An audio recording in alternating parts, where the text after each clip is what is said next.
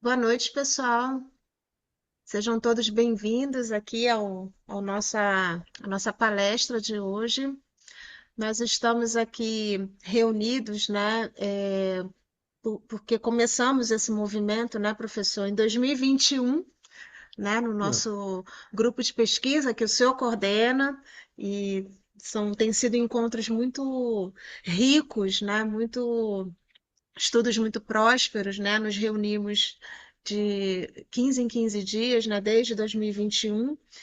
E desses grupos, né? Desses encontros, nós tivemos a ideia de começarmos a fazer uma sequência de palestras, né, para que possamos apresentar os trabalhos, né, os participantes, né, alguns participantes, principalmente aqueles que participaram do nosso livro que nós publicamos ano passado. E esses palestrantes têm, desde o mês de abril desse ano, apresentado palestras. Começamos aí com o Rhodes, que está aqui na sala, né, presente. Depois tivemos a palestra do Duarte, e hoje nós temos a ilustre presença de Marcos Rediger. Estamos muito felizes, né, por ter aceito o convite, que escreveu um capítulo maravilhoso também no nosso livro. E o tema de hoje, né, professor, o tema das runas, né, as uhum. enigmáticas runas, né, dos livros negros, que está lá no volume 7. O professor vai falar um pouquinho aqui para vocês e depois nós vamos passar a palavra para o Marcos. Obrigado, Sabina. Pois nossos grupos de pesquisa, né, vêm desde lá de fevereiro de 2021 e os grupos são três grupos, né, estão em níveis diferentes de avanço nos 7 volumes dos livros negros, mas o grupo mais avançado é o grupo de segunda-feira, que entrou no volume 7, já no último volume, né? E a gente aí, o grupo se deparou com as runas, né? E nós nos detivemos nas runas que o Mago Negro Ra traz para Jung, né? E quando nós fomos estudar as runas, vimos aquela sofisticação de significados, né? Muitos símbolos, uma riqueza muito grande, um emaranhado de uma linguagem totalmente nova, um desafio semiótico muito grande, né? Tanto é que no volume 1 dos livros negros tem uma parte, uma introdução dos tradutores dos livros negros, são número de três, né? Tem o Sonu, o Peck, mais um tradutor, são três pessoas que traduzem, eles falando das dificuldades que é traduzir ou se aproximar dessas runas, né? Então, nos surgiu a ideia de como é que será que o Marcos, né, como tradutor dos livros negros, né, como é que será que o Marcos pensa sobre essa abordagem, essa semiótica das runas, né? A gente se deteve há muito tempo e a gente acha que a comunicação do Marcos vai ser muito rica para nós. E estamos aí nessa expectativa. Marcos, com a palavra, então. Muito obrigado, Walter. Primeiro, quero agradecer pela oportunidade de falar aqui, e compartilhar a minha experiência de traduzir essa passagem. Ah, eu acredito que existe uma certa mística em torno do ofício do tradutor, né? Mas, em grande parte, a tradução é trabalho manual, né? A gente traduz de uma língua para outra e raramente nós somos toca. O desafio permanece no nível do léxico da palavra, né? Traduzir os livros negros foi especial porque o Jung é compatriota meu, né? E o Jung, sendo suíço, embora ele seja um excelente escritor, você percebe, principalmente nos livros negros, que existem alguns euvetismos, como a gente chama, né, na linguística. Então, são expressões que se usam no dialeto suíço que ele simplesmente traduz para o alemão, né, e que transmite um significado, nuances de significado que talvez um leitor alemão da Alemanha ou da Áustria não capte. Né? Então, para mim, foi um trabalho muito satisfatório e, como todos vocês sabem, as imaginações do Jung mudaram minha vida e viraram ela de ponta cabeça, né? Para mim, existe um antes e um depois da tradução dos livros negros. Um, e então, eu fui traduzindo, né, os livros negros, já tinha decidido que eu ia praticar a imaginação ativa após encerrar a tradução dos livros negros. Aí eu chego no livro 7 e me deparo com essas runas. E, num primeiro momento, eu não sabia o que fazer. Ah, o texto não fazia sentido nenhum para mim. Né? Lembrem-se de que eu não tinha contato até então com a psicologia profunda, não sabia nada da teoria de Jung. Então, aquele texto, aquela passagem com Ra, o mago Ra, me pegou totalmente de surpresa. E eu lembro, eu passei um dia tentando decidir como traduzir essa passagem. Qual era o problema? Né? Normalmente, uma palavra, quando nós usamos uma palavra, por exemplo, café, nós sabemos que café tem vários significados possíveis, né? Café pode ser a semente de café, café pode ser a bebida, e é o contexto que decide qual desses sentidos nós vamos atualizar, qual desses sentidos nós vamos usar na nossa interpretação. Por exemplo, se eu ler a frase o Marcos acordou de manhã e tomou uma xícara de café, eu sei que o leitor sabe que eu estou falando da bebida e não da semente. Ah, então, nós sempre precisamos do contexto textual para decidirmos qual é o significado de uma determinada palavra que pode ter mais de um significado, né?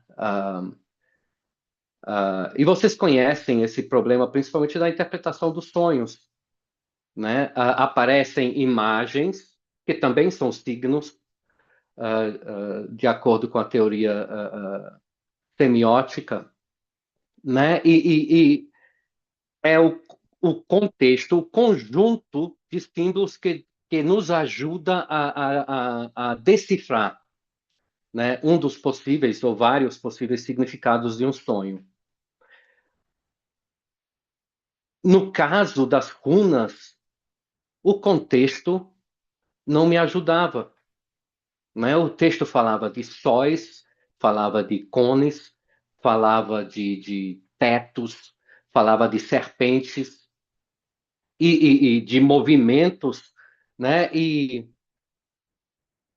normalmente no ato de interpretação nós buscamos um denominador comum, algo que alguma algum tema que consiga reunir ou abranger e acolher todos esses símbolos diferentes.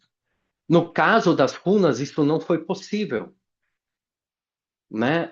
Eu não conhecia nenhum contexto ou nenhum tema capaz de acolher essa riqueza tão diversa de símbolos. Então, a minha abordagem foi muito pragmática, né? Eu fui traduzindo palavra por palavra e sempre comparando ou tentando identificar o que Ra descrevia, tentando identificar a runa correspondente e assim seguir tentar ver se aquilo que eu estava traduzindo estava fazendo sentido, né? O problema é que o texto em si possui uma dinâmica muito forte. Ele avança, ele não para. É um texto praticamente sem pontuação. Você não tem como respirar enquanto lê aquele texto. Então eu me vi nesse dilema, né, de ter que traduzir palavra por palavra, conferir para cada palavra com as runas, os desenhos, e ao mesmo tempo sentindo que o texto estava me empurrando para frente o tempo todo. E sem que nada fizesse sentido para mim, né? Eu acredito que foi o texto que mais demorei a traduzir. Foram essas passagens, esses registros que envolvem todo o tema das runas. Na, na linguística, nós classificamos, né, os atos de fala de acordo com o seu propósito e seu objetivo, né? Existe, por exemplo, a fala performativa. Por exemplo, quando num batismo o padre fala, eu te batismo, né, em nome do Pai, do Filho e do Espírito Santo, no ato da fala, ele institui uma realidade, né? No mesmo momento em que ele fala, aquela realidade se dá. O bebê passa a ser batizado, né? O mesmo acontece no casamento, né? Quando o padre declara o casal marido e mulher, naquele momento ele institui aquela realidade. Então eu tentei abordar esse trecho das runas por esse caminho, né? Só que tanto no batismo quanto no casamento e em outras situações semelhantes, existe todo o contexto também, que ajuda a interpretar esse ato, né, que o padre executa através da fala. No caso das runas, eu não conseguia identificar. Então, para mim também, assim, eu tive que descartar a hipótese de ser um ato performativo que cria uma nova realidade. Ah, e eu lembro que durante a tradução eu senti uma resistência física. Eu não queria traduzir aquele texto. O meu corpo se recusava. Então foi um ato de pura disciplina e pura vontade de continuar a traduzir aquele texto sem sentido, aparentemente, né? E para um tradutor é horrível, porque nosso trabalho consiste em traduzir de forma inteligível um texto de uma língua para outra.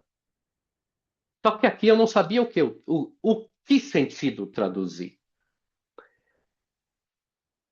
Foi só muito. E o engraçado é eu lembro que eu fiz pesquisas na internet na época e eu me deparei com. Eu não lembro qual dos colaboradores do Jung disse que para Jung as runas eram algo muito importante. E ele não queria entregá-las a uma pessoa que não fosse capaz de compreendê-las. E lá estava eu, né, na posição, na obrigação de traduzir essas runas sem compreender nada.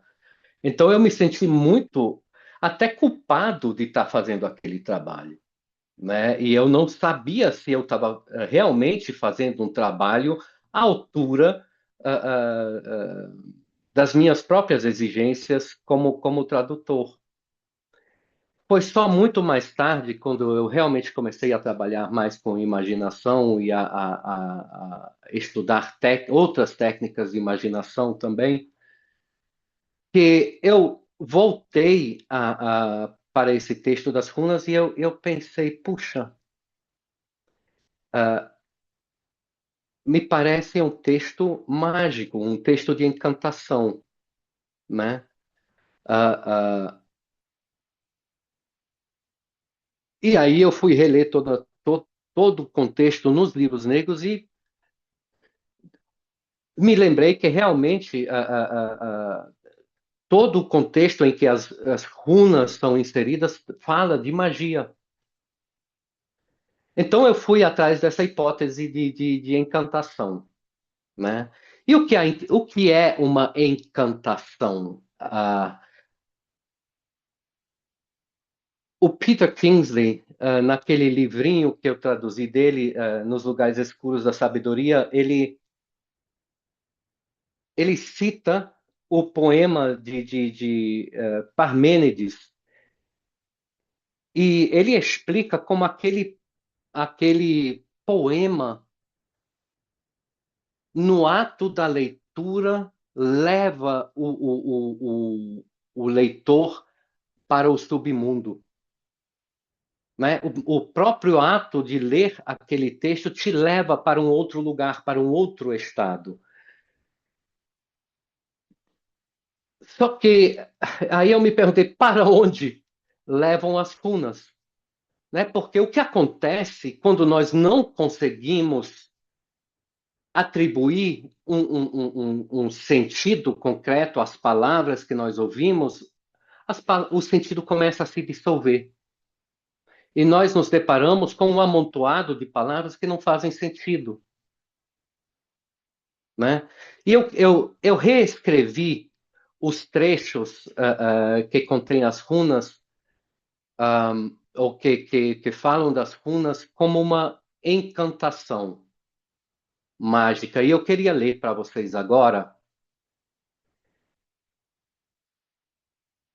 só para vocês sentirem o que acontece nesse texto. Então, eu recomendo que vocês fechem os olhos e respirem lentamente e simplesmente se entreguem ao ritmo e ao movimento das palavras. Ok?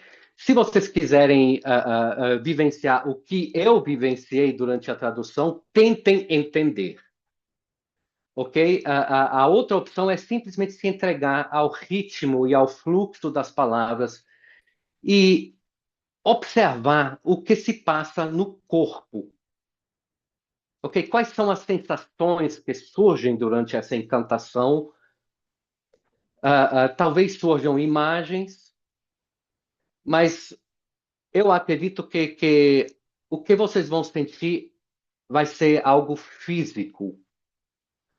Agora, se vocês sentirem algum desconforto, eu peço que vocês voltem a atenção para a respiração, percebam o peso do corpo na cadeira e abram os olhos, ok? Ninguém deve sofrer ou passar por algum incômodo durante essa palestra, ok? Então, peço que fechem os olhos, inspirem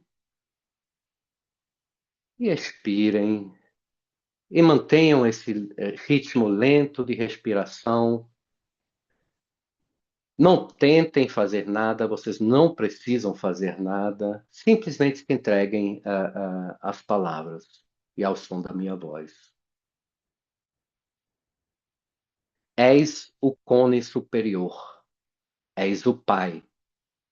Amarra-te 3 vezes ao outro. Coloca-te entre ele e o Pai, para que o outro só chegue ao Pai passando por ti.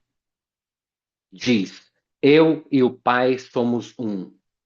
Diz: ninguém vem ao Pai senão por mim. É isto que eu vos disse, é isto que as runas dizem. É a magia do homem branco que vive nas grandes casas mágicas, a magia que vós chamais cristianismo. Desce, arrasta-te como serpente sobre 2 sóis, enrola-te, carrega o sol na barriga.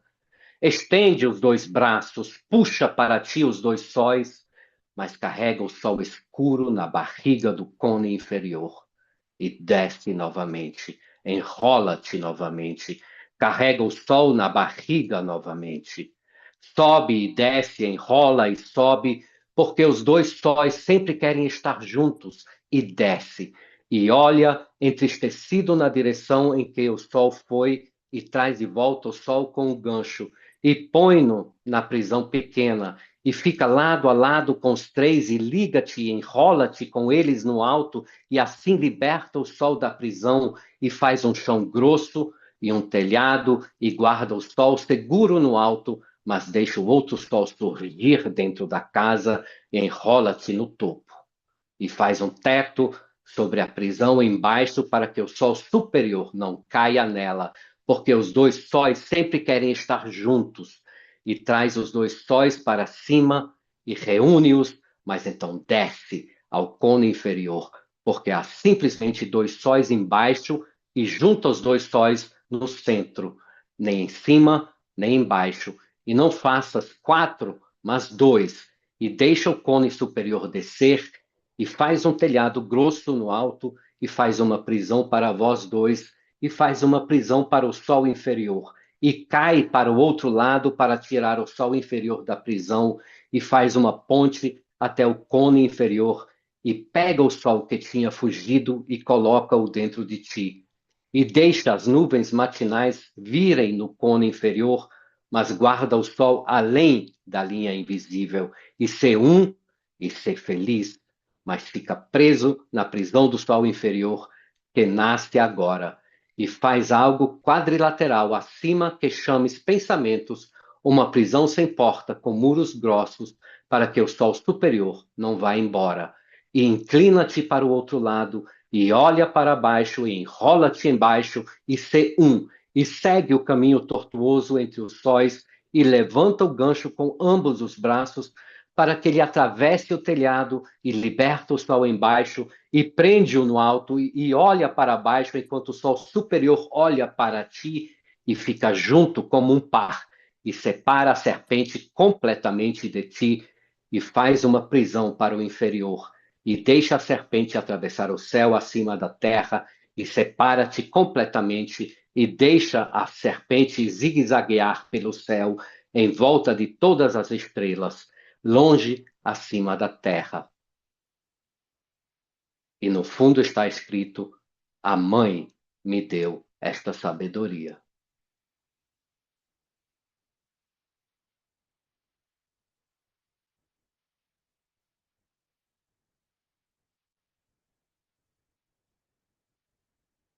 Então, vou deixar vocês alguns momentos com essas sensações e depois eu gostaria de ouvir de um ou outro o que se passou nele ou nela.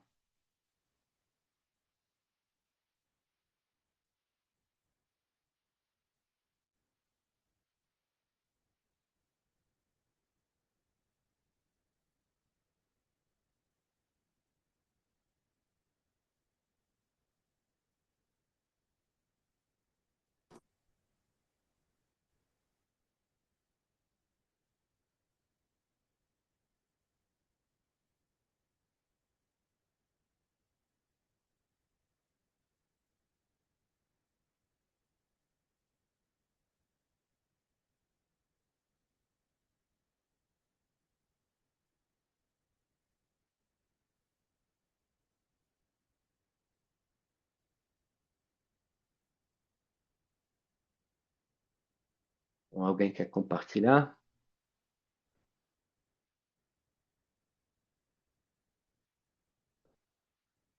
A reação do Jung às runas foi violenta, né? Ele chamou aquilo de sujeira, de lama, né?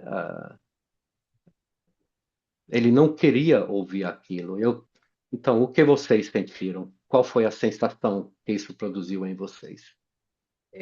Eu vou falar um pouquinho do que eu senti, Marcos, com essa primeira parte, né, que me é muito conhecida da Bíblia, essa passagem de Cristo, quando ele diz que ninguém vai ao Pai se não for por ele, né? Veio um momento assim de iluminação. Eu gostei de estar te ouvindo, a tua voz, e de reconhecer algo que eu sei, né?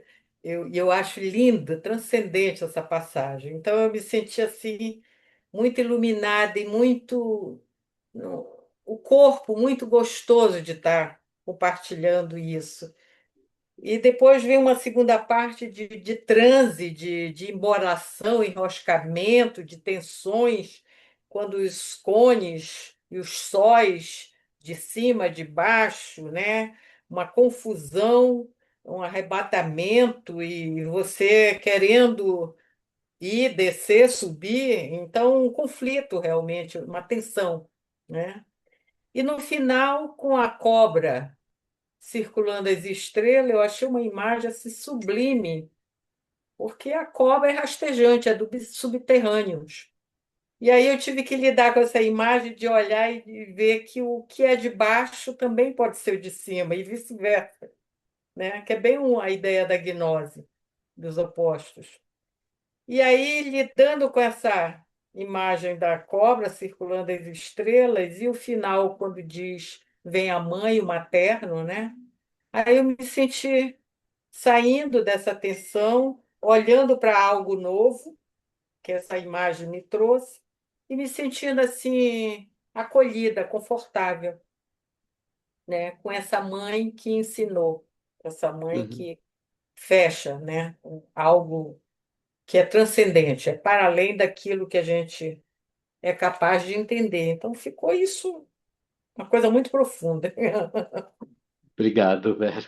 Mais alguém?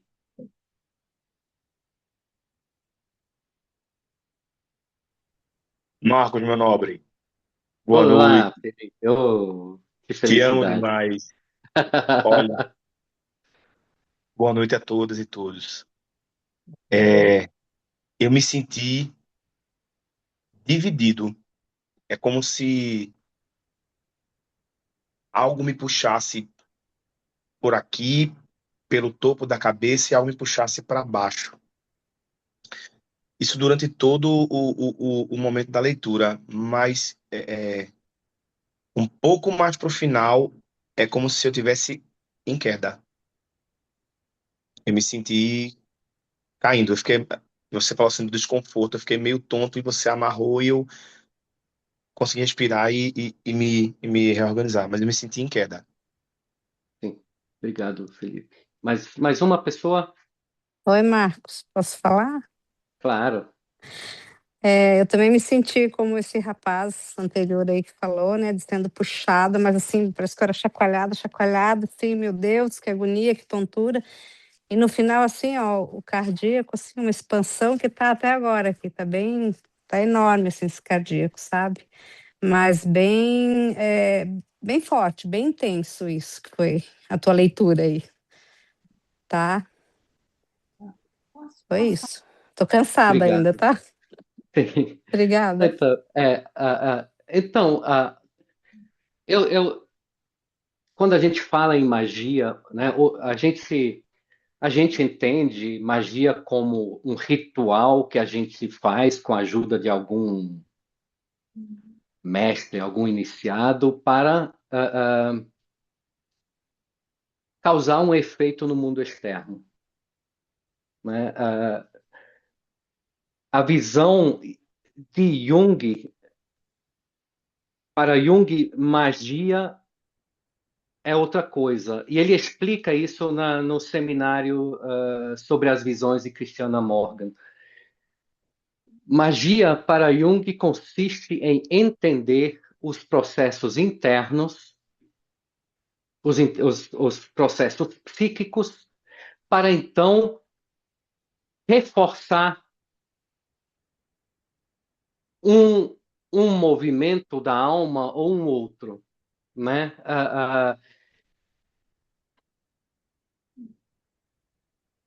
E eu fiquei me perguntando, tá, mas como essa encantação se encaixa nesse contexto de magia, né? Em que essa encantação nos ajuda a entender os processos psíquicos, profundos. E eu fiquei muito feliz quando o Felipe disse que ele sentiu a queda, porque eu acho que o texto das runas faz é justamente isso, ele te conduz a uma profundeza onde as palavras é quase um nível pré-linguístico, né? Porque aqui nos livros negros as palavras de Ra só servem para interpretar aqueles símbolos, os desenhos, né? São quase que uma traição das runas colocá-las em palavras, né? E então eu acredito que o que essa encantação faz, ela nos leva para as maiores profundezas da nossa psique, né? Para então, onde só existe movimento, só existe impulso, né? Por isso que eu li essa encantação também nesse ritmo acelerado, porque o texto não para, né? As runas não param. Se vocês forem observar os desenhos nos livros negros, vocês vão ver que são desenhos que representam um movimento constante, né?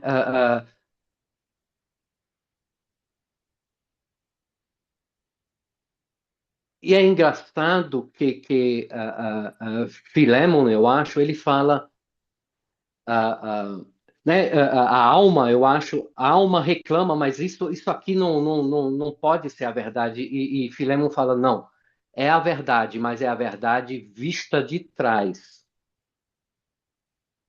né? E logo em seguida vem a elegia a Fanes, que eu vou ler para vocês também no final da palestra, que é o oposto do texto das runas. É um texto lindo, cheio de luz, cheio de símbolos, cheio de imagens, né, com as quais a gente consegue se identificar. E me veio uma imagem, né? É como um tapete oriental. Quando a gente olha a parte de trás, a gente vê aquela confusão de fios, né, que não fazem sentido. A gente não consegue reconhecer qual é o desenho que elas estão tecendo, né? Aquele emaranhado de linhas e cruzadas. E quando a gente vira o tapete, a gente vê aquela beleza, essa beleza toda. E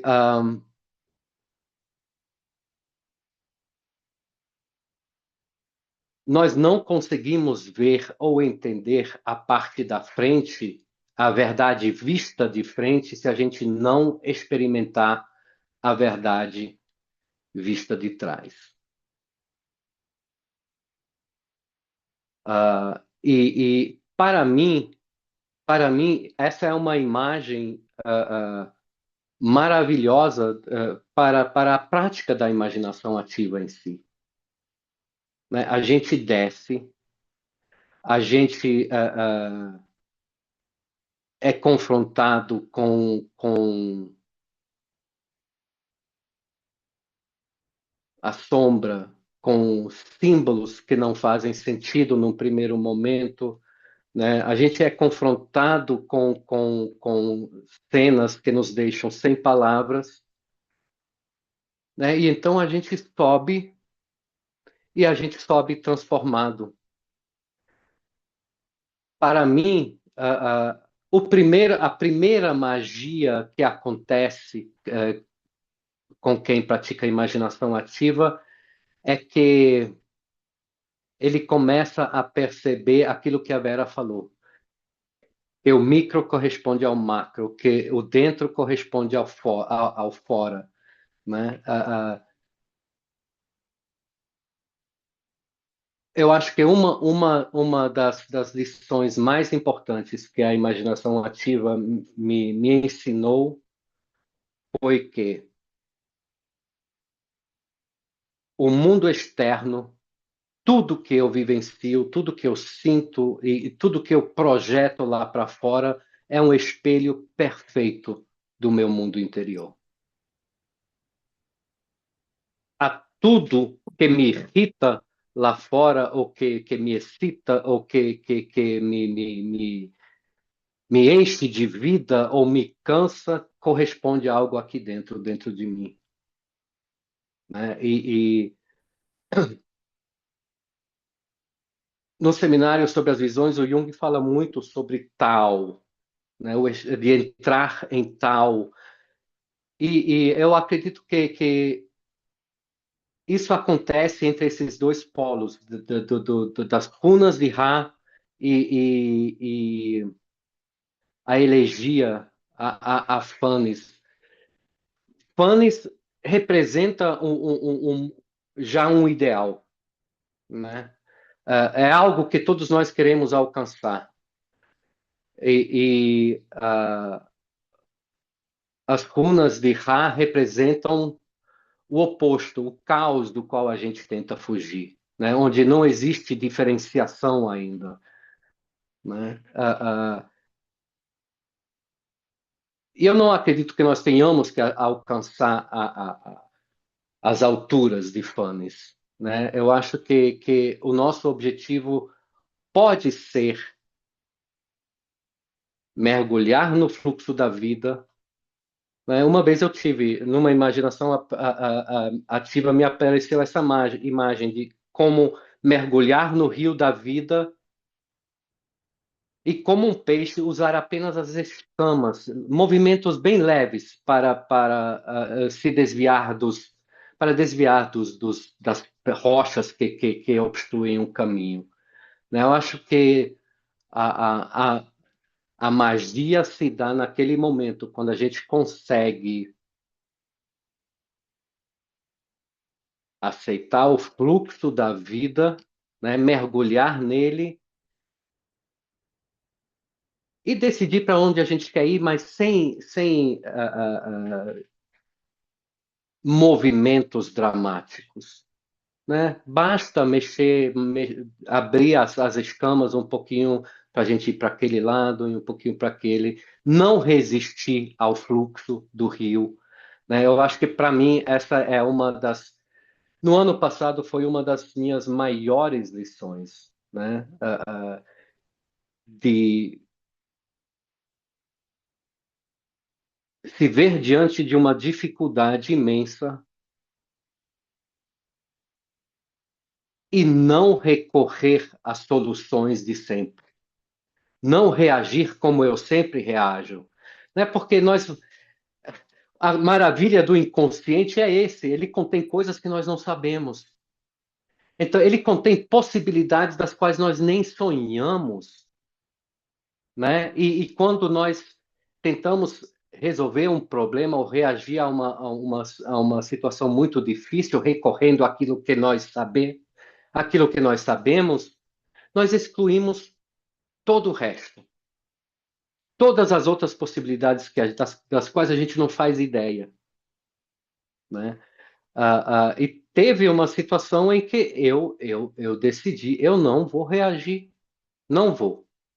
E foi o inferno, porque vem o medo, vem a angústia, vem a ansiedade, e, e, e, e, ah, assim, talvez a Vera conheça esse versículo também, né, que fala dos lírios no campo e das aves no céu, que não trabalham, não se vestem, né, e mesmo assim Deus cuida deles, né? O inconsciente cuida ou traz coisas para a gente, se a gente der espaço. Então, para mim,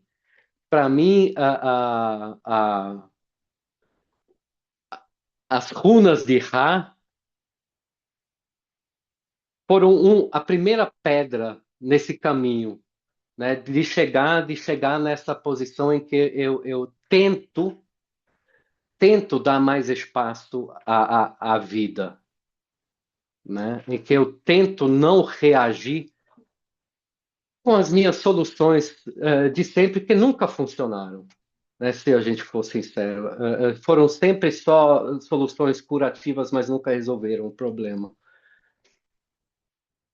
Então, eu queria agora ler para vocês ah, o texto, a elegia a Fanes, só que eu reformulei também aqui, né? E eu coloquei, em vez de Fanes, eu coloquei vocês, tu, ok? Então, deixem essas palavras entrarem em vocês e imaginem como é quando essa realidade de Fanes se faz presente em vocês. É um texto lindo, eu vou ler ele muito mais devagar e espero que ele toque vocês. Então, fechem mais uma vez os olhos, respirem fundo, inspirem, expirem.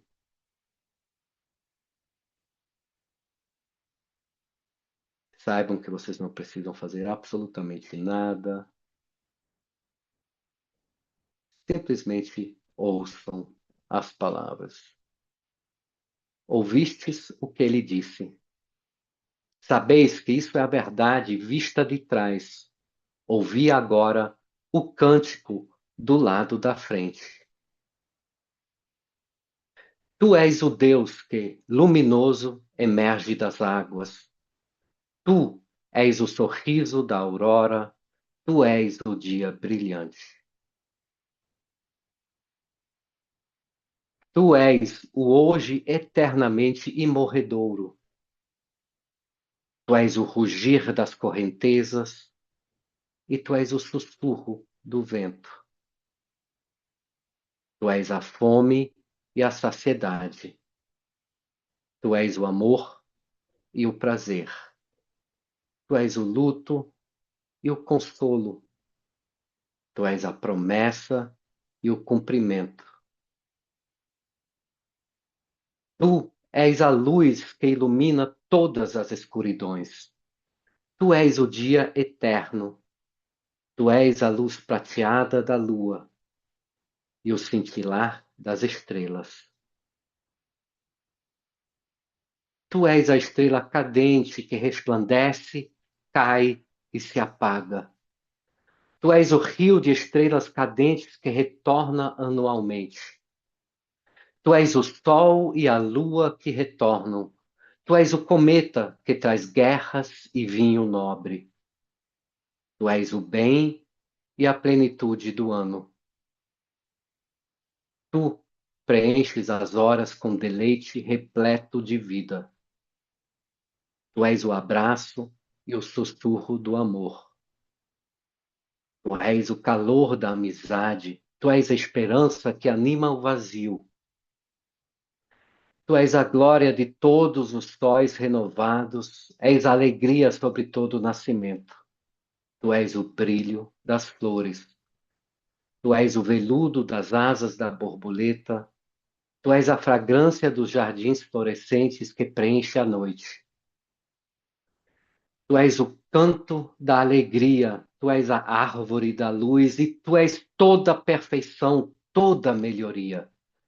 Tu és tudo que é harmonioso, tu és a simetria, tu és o número sagrado, tu és a promessa da vida, tu és o contrato e o voto sagrado, e tu és a diversidade dos sons e das cores. És a santificação da manhã, do meio-dia e da noite. Tu és o bondoso e o manso. Tu és a redenção. Verdadeiramente, tu és o dia feliz. Verdadeiramente, tu és o trabalho e o seu término e a sua recompensa. Tu és o ato exaustivo e a paz da noite. Tu és o passo no caminho do meio, tu és o início, o meio e o fim. Tu és a previsão És o fim do medo. És a semente que brota, o broto que se abre. Tu és o portão da recepção, a aceitação e a entrega. És a fonte e o ermo. Tu és o porto seguro e a noite da tempestade. És a certeza no desespero. És o sólido na dissolução. Tu és a libertação do encarceramento. És o conselho e a força no avanço. Tu és o amigo do homem, a luz que emana dele, o brilho claro que o homem contempla no seu caminho. Tu és a grandeza do homem, o teu valor e a tua força.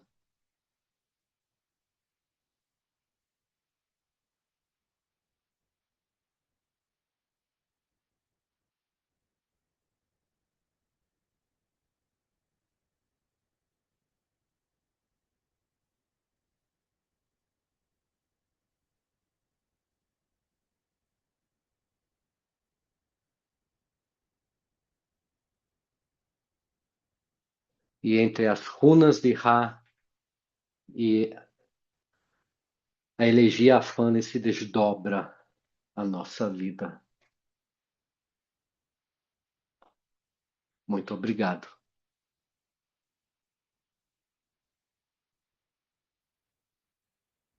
Obrigada, Marcos. Muito tocante a forma como você leu agora, Fanes, emocionante também. Eu gostaria agora de passar a palavra ao professor Walter. Quer fazer algum comentário? Então podemos passar para algumas perguntas também. Pois é, muito tocante. Obrigado, Sabina. Estamos aqui todos emocionados, né? A gente lá no grupo de pesquisa acompanha essa elegia a Fanes, vendo o Fanes fora, né? O pássaro dourado fora, e o Marcos nos fez olhar para dentro, né? E essa troca aí de Fanes para tu, é um apontar para dentro e a gente volta àquela coisa de Hermes, né? Da sabedoria do Hermes Trismegisto, que está fora como que está dentro, né? E esse voltar-se para dentro é um trabalho lindo e emocionante, né? Para a gente procurar essa beleza toda dentro de nós e a gente voltar a ter esperança, né? E essa fala realmente de que está nos livros negros, né? De que a verdade pode ser vista por trás, né? Que são a fala de Ra, todo esse lado do caos, né? E Fanes, que é todo lado da beleza cósmica. Isso. E o que Marcos termina dizendo, né, que a nossa vida transcorre entre esse caos e esse cosmos, né? Faz todo sentido, né? A gente Muito está tão emocionante. acostumado, né, a ver a verdade só pelo lado de trás, né? Sim, A gente tá acostumado a, a ver só o lado difícil da vida, né? Principalmente na análise. A gente vai para análise e a gente fala sobre as coisas que pesam, né? E eu acho linda essa passagem de Fanes, porque ela nos lembra de que os dois existem dentro de nós, né? E a gente vive nessa tensão, né?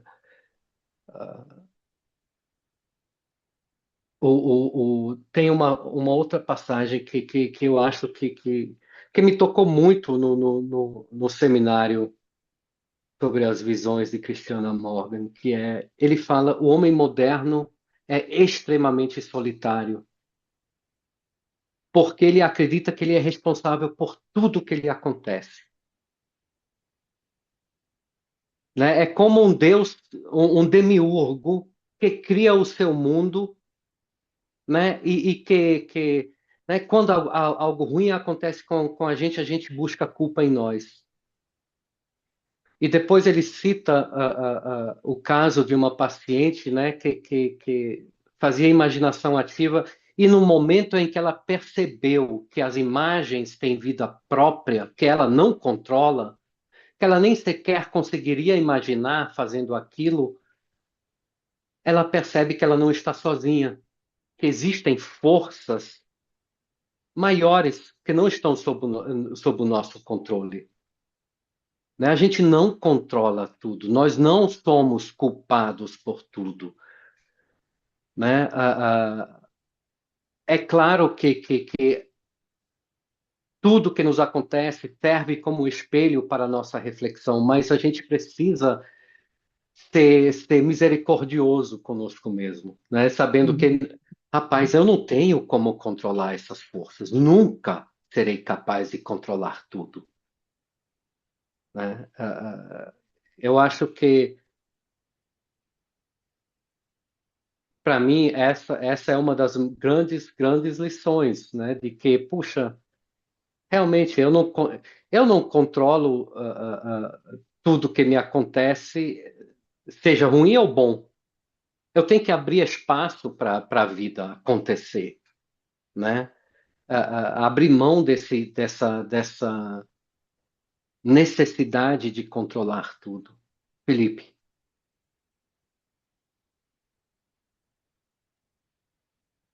Foi Marcos, de novo aqui. Você falando sobre tudo isso e o seu processo com imaginação ativa é uma pergunta bem generalista, tá? Mas acho que pode te tocar pessoalmente de alguma forma. Mas Freud dizia antigamente que não dava para fazer psicanálise com psicóticos, porque não tinha capacidade de fazer insights, né? E aí chega a gente aqui e entende que tem sim como dar lugar àquilo que está acontecendo ali. Acho que a gente revisa, né? Você falando sobre imaginação ativa, eu pensei que você tem que beijar os infernos para poder beijar os cântaros do céu. Será que a gente deve ter cuidado, ser sutil, até evitar a imaginação ativa com aquelas pessoas que a gente não enxerga ou não sabe se tem muita estrutura para beijar esses infernos antes de beber nesses cântaros? Ou, pelo contrário, a gente tem que estimular essa descida para que essa pessoa tenha a possibilidade de beber nessas águas frescas? Não sei se você entende o Eu meu entendo questionamento me sim, inquietou. Porque sim, eu caí, assim, né? E eu queria é, saber isso. Essa eu, queda. eu acredito que os psicólogos dirão, primeiro, você precisa garantir que a pessoa tenha um ego estável, né?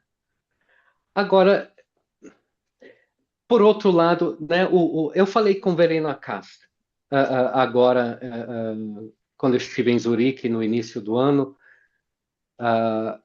e ela parecia, ela riu quando eu perguntei para ela, né, dos perigos da imaginação ativa. É, ela praticamente descartou os perigos, né? Eu não acredito que você deva fazer imaginação ativa com uma pessoa desregulada, que venha agitada ou profundamente angustiada ou ansiosa. Você precisa regular a pessoa antes de fazer qualquer tipo de exercício de imaginação. Mas aqui tem muitas outras pessoas muito mais capazes de responder a essa pergunta. Eu só sei que quando eu fiz no primeiro ano de imaginação ativa, quando eu não tinha acompanhamento de analista, eu nem sabia que existia. Né? Assim, eu desci para os infernos e teve uma vez que eu não sabia se eu conseguiria voltar, né? Mas, em retrospectiva, foi uma semana que mudou minha vida, Uhum. né? Então, eu acho que se vocês, como terapeutas, precisam tomar essa decisão com base na sua intuição e no seu conhecimento e na sua experiência, né? Todo mundo merece, né? Beber um pouco dessa água fresca, né? Eu acho E, que vale a eu pena. acho, e eu acho que o terapeuta ensinar a técnica da imaginação ativa ao paciente é um dos maiores presentes que ele pode dar. Eu tenho certeza disso. Gratidão, meu nobre. Gratidão. Marcos, essa sua fala me fez pensar aqui que talvez a gente possa, a partir dos livros negros e a partir da sua experiência que você tão generosamente compartilhou aqui, é que é para baixo que se sobe, Eu acredito nisso. né? Eu acho. E Pela se sua você subir, prática. e o inverso também vale. Se você subir, você vai descer. Uhum. Não tem como, né?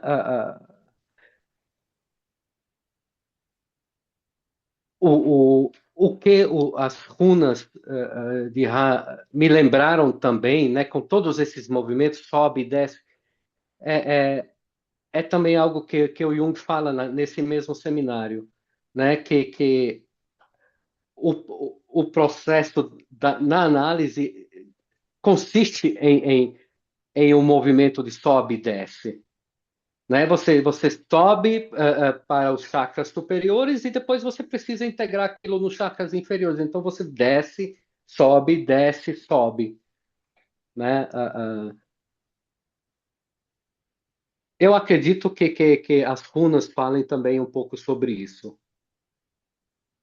Mas vocês devem ter discutido muito, né, sobre as runas, Walter, no grupo. É, Estamos em a gente processo. discutiu muito, estamos em processo de discussão, Marcos.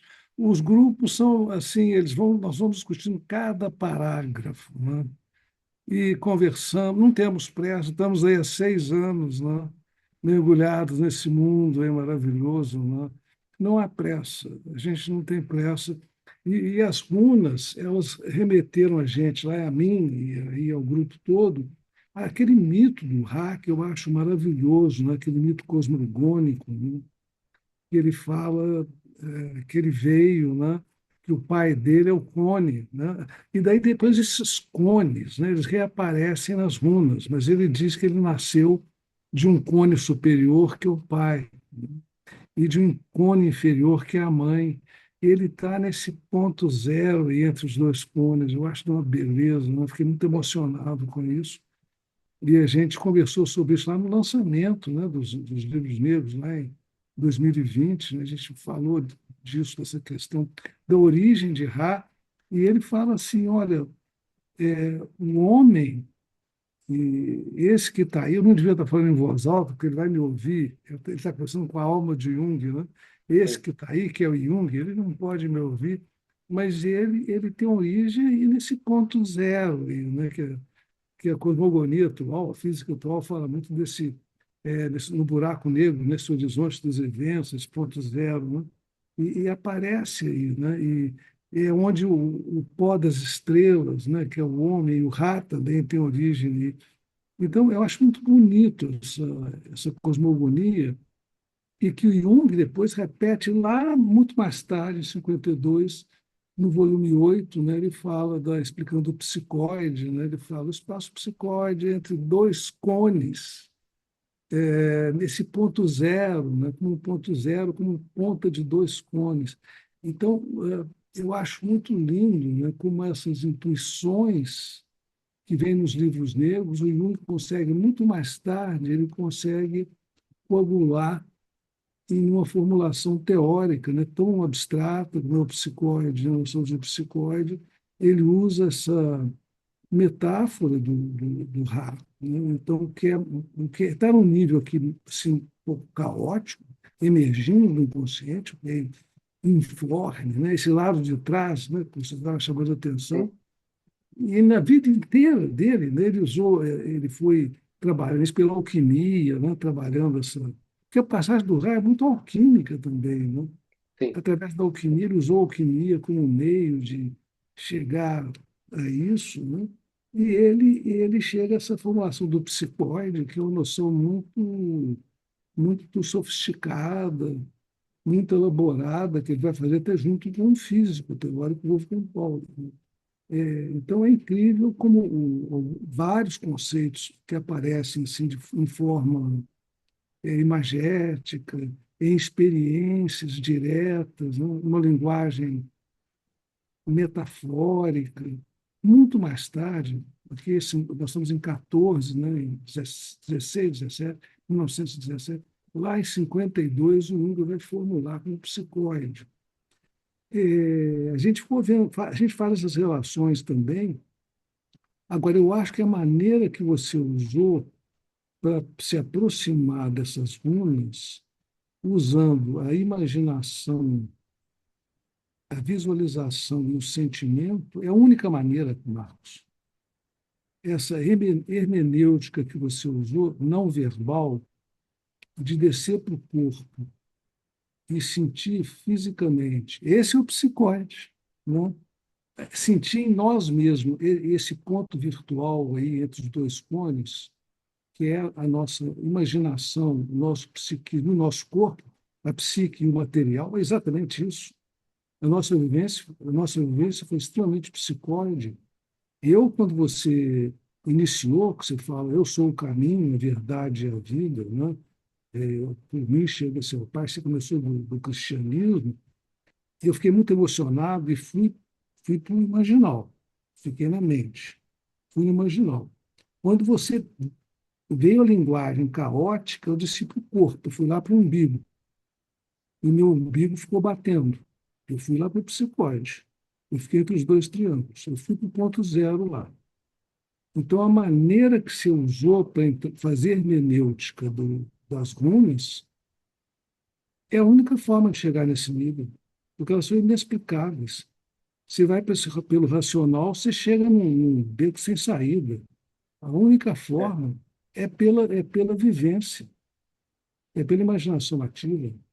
Meu umbigo está aqui tremendo até agora com essa experiência. Mas você não concorda, Walter, que assim, quando a gente começa esse trabalho com o inconsciente, um dos primeiros obstáculos é justamente a lógica, a razão, né? E eu acho que as runas elas desfazem a razão, porque a razão não tem Hum. chance, não tem como, né? Por isso que eu falo no título, é uma dissolução do sentido. Você precisa chegar no ponto em que você diz, puxa, eu desisto de tentar entender. E aí eu acho que cérebro, não, não, como é que chama o cão que guarda a entrada pro Cérebro, cérebro. cérebro? Eu acho que é aí que ele abre, ele sai, ele abre caminho para a gente poder descer. Hum, Porque quem nos impede de descer para o mundo imaginal é a razão, a razão, perfeito. né? E o Ra consegue isso, né, de uma forma muito forte, né, muito caótica. Ele vem para embaralhar a gente mesmo, né? E ele vem assim sujo, né? Ele é a própria Nigredo, usando linguagem alquímica, né? Ele é o próprio Nigredo, ele é o caótico, né? Porque ele chega a falar com a alma e com o Jung, né? E com o eu consciente, o eu do Jung, né? Vocês são muito limpos. Vocês não me entendem porque eu sou muito imundo, eu sou sujo, e vocês são limpos, né? É a razão que você está falando, perfeito. Eu acho que ele. E é isso, sabe? Também, né? Hoje em dia a gente entende espiritualidade, por exemplo, como alcançar um nível em que nós pairamos serenos sobre a existência caótica do ser humano, né? E chamamos pessoas que conseguem não ser afetadas pela vida de iluminadas. Só que eu acredito que iluminar, no sentido de Jung, iluminado é aquele que tem coragem de levar a pequena luz da sua consciência para a sombra. Isso é Uhum. iluminado, né? É aquele que consegue iluminar o máximo que ele consegue daquela escuridão, né? E eu amo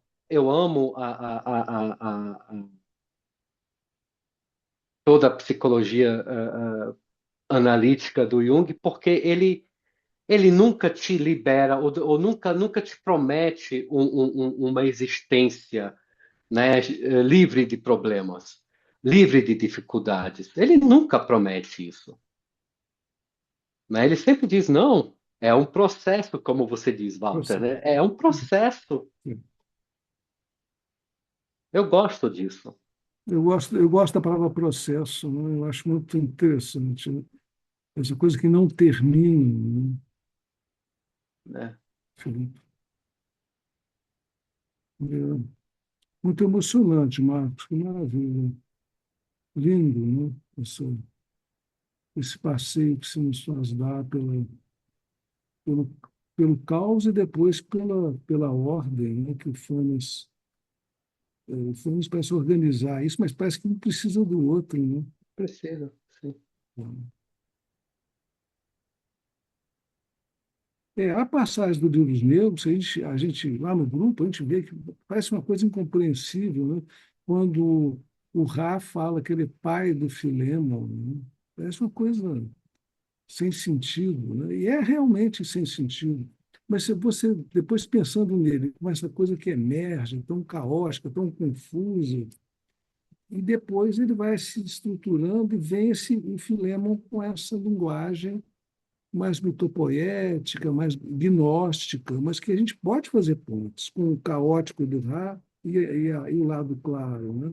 Então, do caos vem o cosmos, vem a luz, quer dizer, a luz já é o filema. Então, um se origina do outro. Então, isso começa a se fazer mais sentido para a gente, né? Né, no, no início de Gênesis, né, fala, e o Espírito de Deus pairava sobre as profundezas. Eu acho que é isso.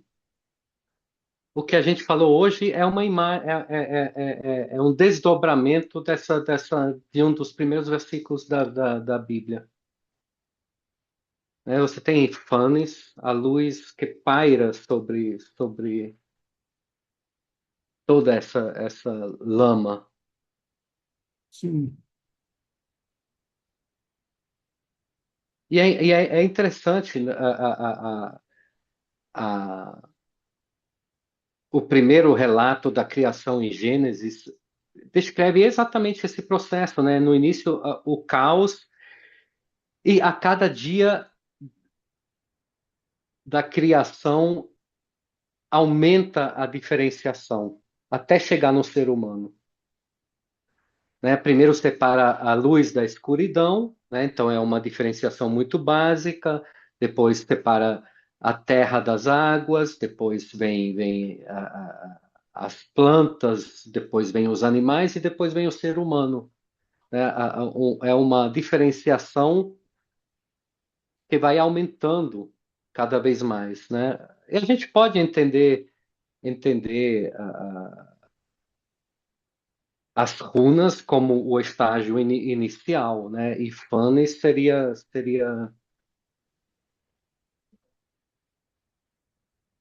a conclusão da criação.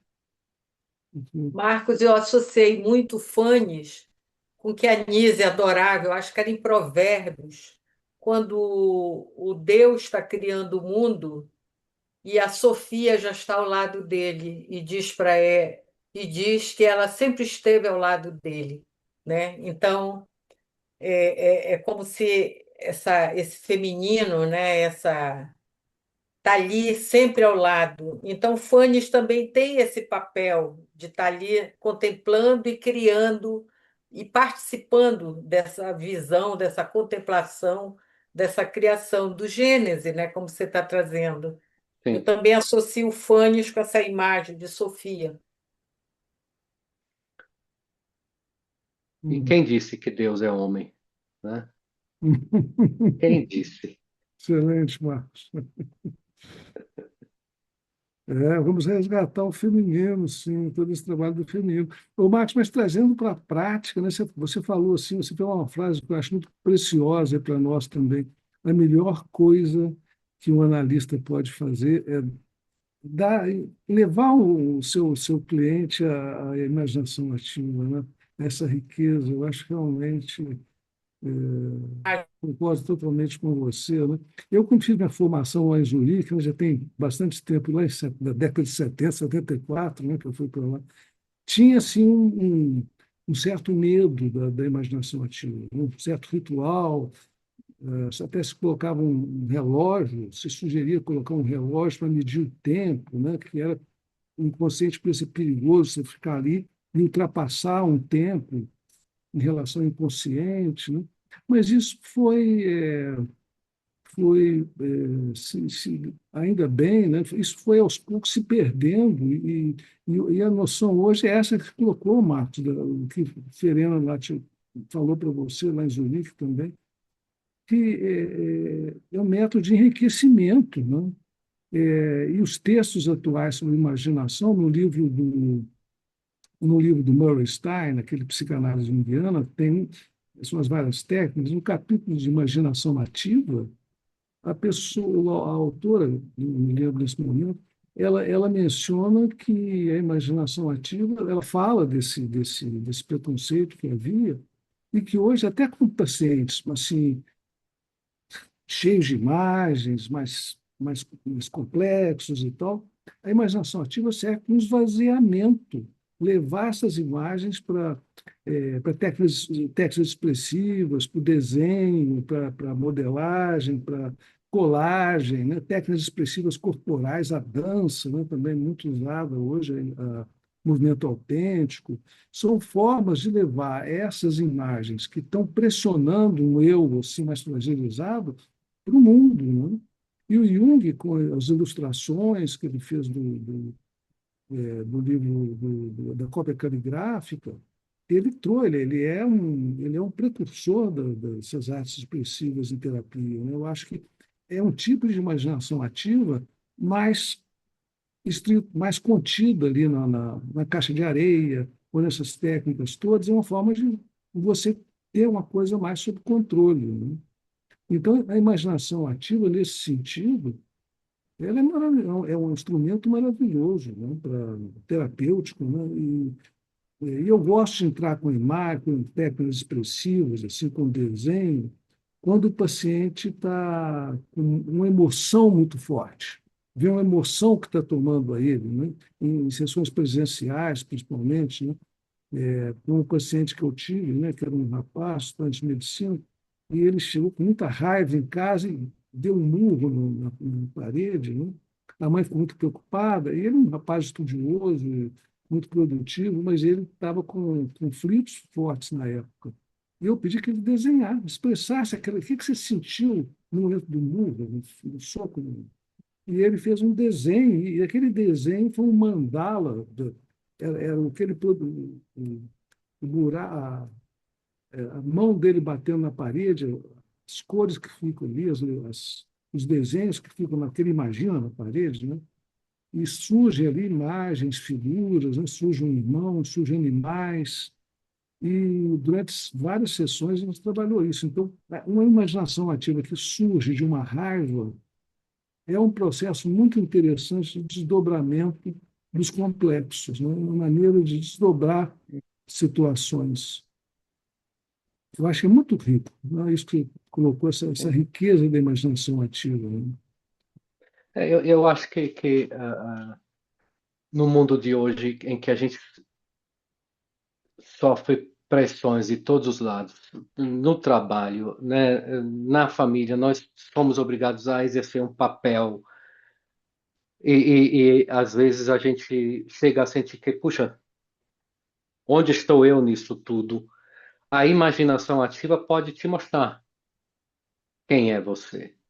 Hum. Não em termos conceituais, mas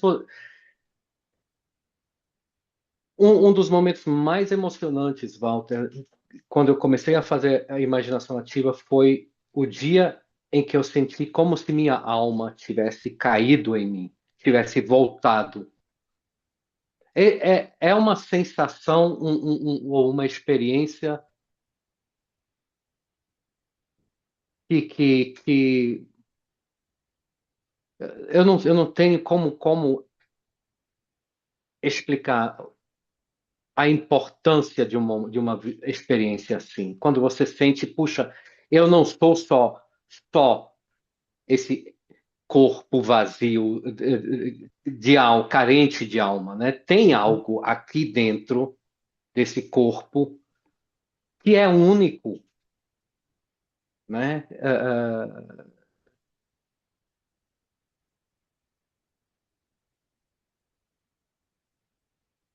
E eu acho que essa experiência foi o início. E eu estava no meio de do processo de divórcio na época, né? Então, eu já me sentia miserável, culpado, né, por ter falhado no relacionamento e entrar em contato com aquilo que na época eu chamava de alma, me devolveu uma certa dignidade, né, um certo valor.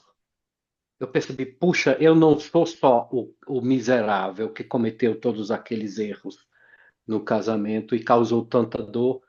Tem algo aqui que é bonito, é lindo, né? Tem algo aqui que merece ser amado. Hum. Que Eu, lindo. e, Sim. e eu acho que foi graças à imaginação ativa que eu tive essas experiências. Eu não sei se onde eu estaria sem os livros negros.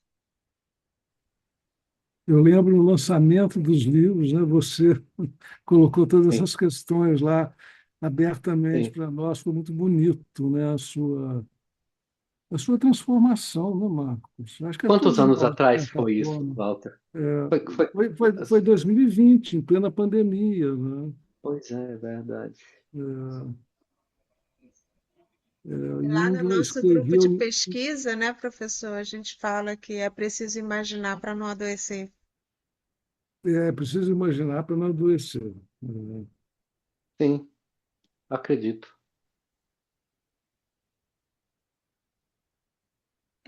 Já estamos aí no adiantado da hora, 9h20.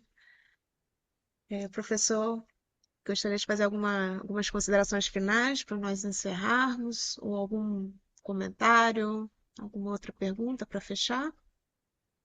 Eu queria agradecer muito ao Marcos, né, Marcos, o seu estilo especial de apresentar, né, as suas ideias, é uma coisa muito vivenciada, né, muito experienciada, muito amorosa, né, muito bonita a forma como você coloca.